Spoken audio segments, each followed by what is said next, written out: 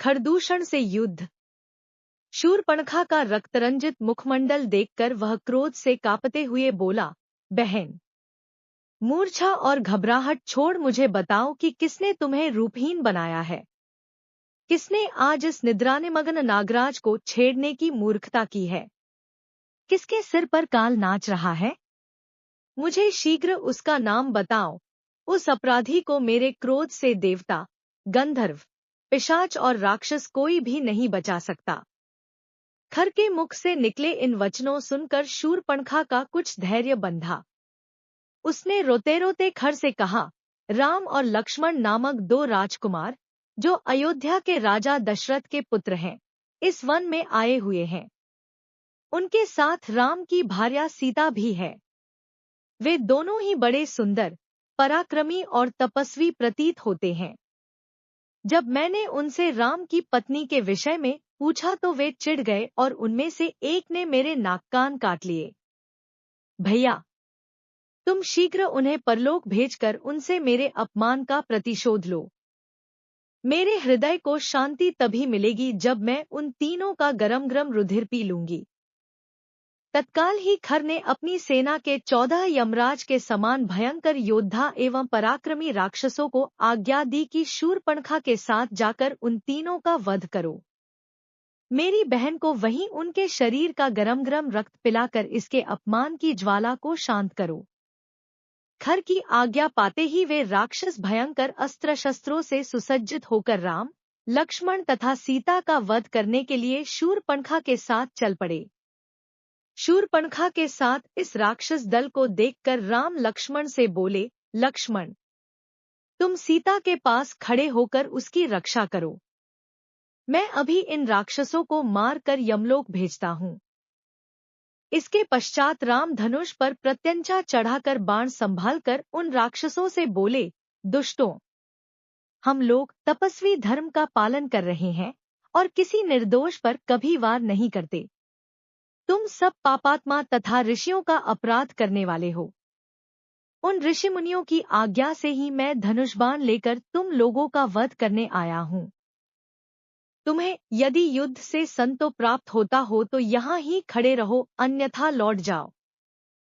उन राक्षसों ने एक साथ राम पर अपने शस्त्रों से आक्रमण कर दिया।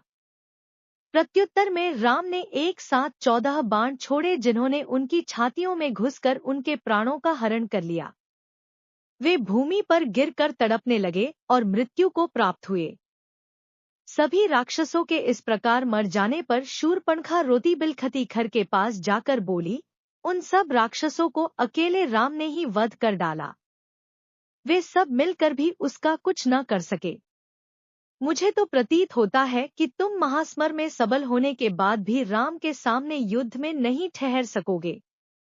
यदि तुम स्वयं को शूरवीर समझते हो तो तुम अपनी संपूर्ण शक्ति लगाकर उससे युद्ध करो। यदि तुमने शत्रुघाती राम का वध नहीं किया तो मैं तुम्हारे समक्ष ही आत्महत्या करके अपना प्राण त्याग दूंगी।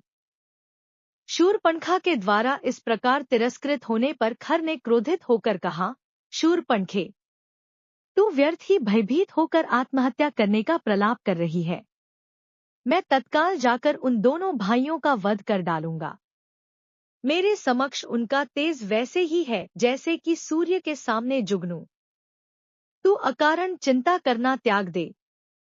शूर्पणखा को सांत्वना देकर खर अपनी विशाल सेना, जिसमें 14 सहस्त्र विकट योद्धा थे, को साथ लेकर राम से संग्राम करने के लिए तीव्र गति से चला। विशाल सेना के साथ खर को आते देखकर राम ने लक्ष्मण से कहा, महाबाहो, ऐसा प्रतीत होता है कि राक्षसराज अपने पूरे दलबल के साथ चला आ रहा है। आज आर्य और अनार्य के मध्य संघर्ष होगा और निःसंदेह आर्य की विजय होगी। तुम सीता की रक्षा के लिए उसे साथ लेकर शीघ्र ही किसी गुफा में चले जाओ ताकि मैं निश्चिंत होकर युद्ध कर सकूं। लक्ष्मण ने तत्काल अपने अग्रज की आज्ञा पालन किया। वे सीता को लेकर पर्वत की एक अंधेरी कंदरा में चले गए। अभेद्य कवच धारण करके राम युद्ध के लिए तैयार हो गए।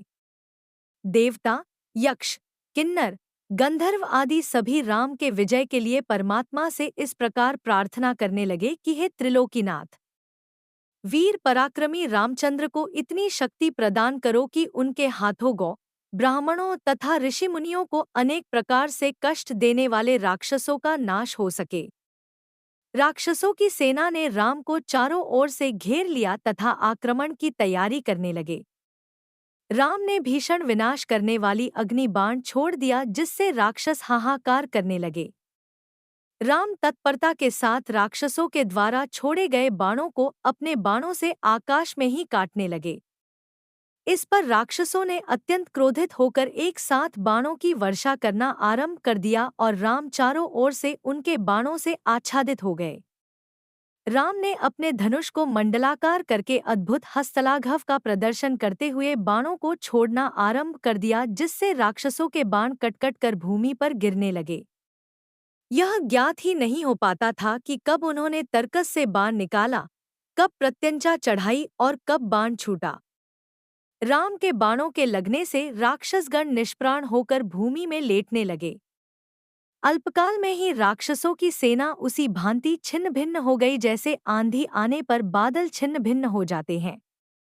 पूरा युद्धस्थल राक्षसों के कटे हुए अंगों से पट गया।